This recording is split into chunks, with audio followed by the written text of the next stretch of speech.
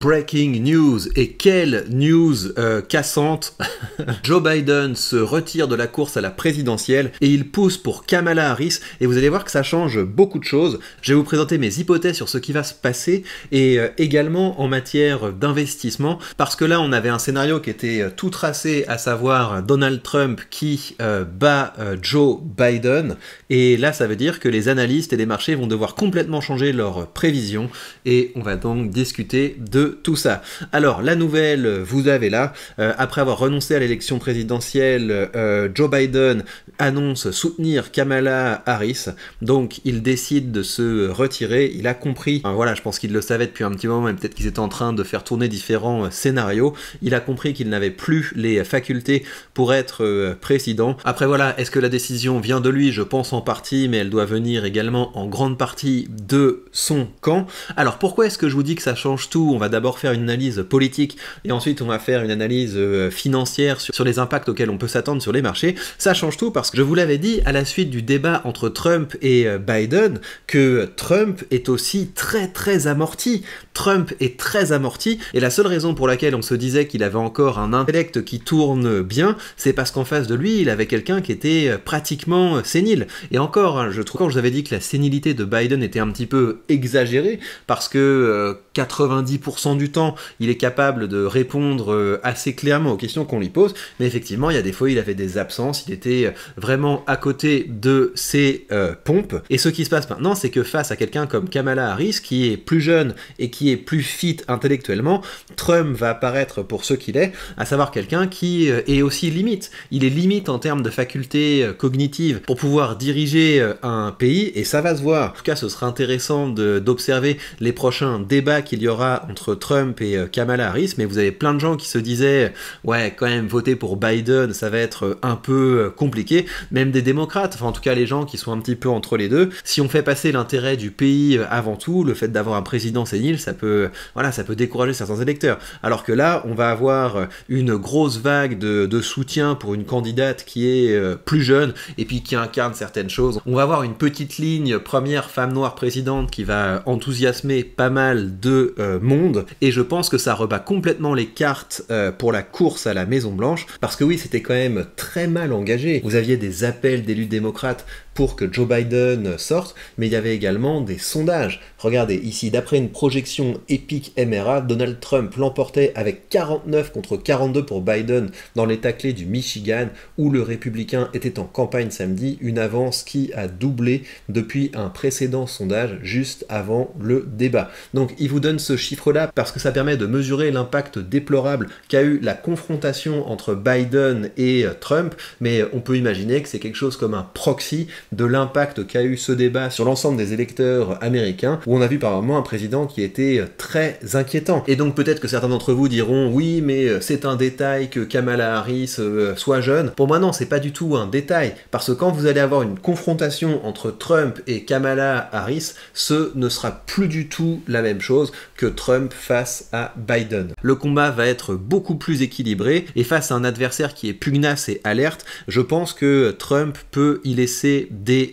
plumes. Il a réagi, l'escroc Biden n'était pas apte à se présenter à la présidence, ce sera encore plus facile de battre Kamala Harris que Joe Biden. Et le problème pour Trump, c'est que face à Joe Biden qui, voilà, il y a un scud sur deux, il regarde ailleurs, il comprend pas trop ce qui se passe, face à quelqu'un qui va rebondir sur chacun des trucs pour creuser, pour aller au bout, bah vous allez voir que Trump il est marrant quoi, Trump il est marrant, mais face à quelqu'un qui met à l'épreuve ses idées, on risque de voir qu'il n'en reste pas grand chose. Et je vous dis ça, moi je m'en fiche complètement, hein. C'est pas mon pays, les États-Unis, je suis pas pro-républicain, je suis pas pro-démocrate, j'essaie d'avoir un point de vue extérieur là-dessus. Trump avait un momentum parce que voilà, c'était le gars, j'ai échappé à la mort, et là maintenant le momentum s'inverse, on va avoir un nouveau récit qui va s'écrire, Kamala Harris, ce serait une grande première, etc.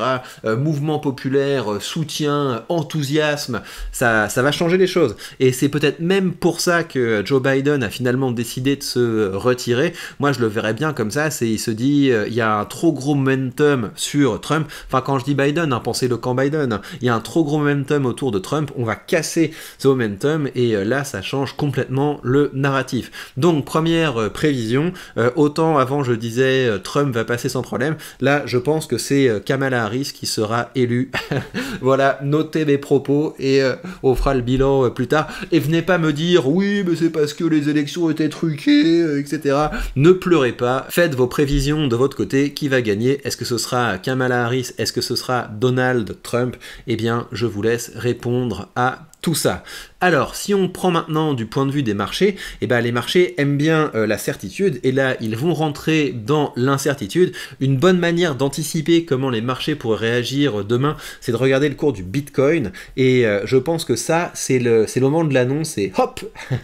Cette petite chute, je pense que ça correspond au moment où on a eu l'annonce. Donc le Bitcoin est plutôt stable, on va pas dire que ça a beaucoup baissé, mais il y a quand même une petite peur, parce que Trump était plutôt le candidat pro-crypto, même si Trump peut changer de point de vue sur à peu près tout assez rapidement. Je pense que Trump se fiche de la plupart des choses qu'il dit, donc faites pas trop attention à ses propos. Mais donc fondamentalement, pour vos investissements, ça va pas changer énormément de choses, parce que sur le long terme, que ce soit les démocrates ou les républicains, le marché américain a tendance à monter. Mais Kamala Harris, je la mets quand même bien à gauche, hein, et je la mets quand même bien plus à gauche que Biden. Et si vous regardez ses positions, ça date un petit peu, hein, mais ses positions quand elle a commencé à émerger en termes de réforme fiscale, on est sur quelque chose qui est assez énervé, hein. Augmenter les impôts sur les entreprises, donc ça veut dire vos belles entreprises là, dans lesquelles on investit aux États-Unis, bah, ça risque de se manger un petit kick.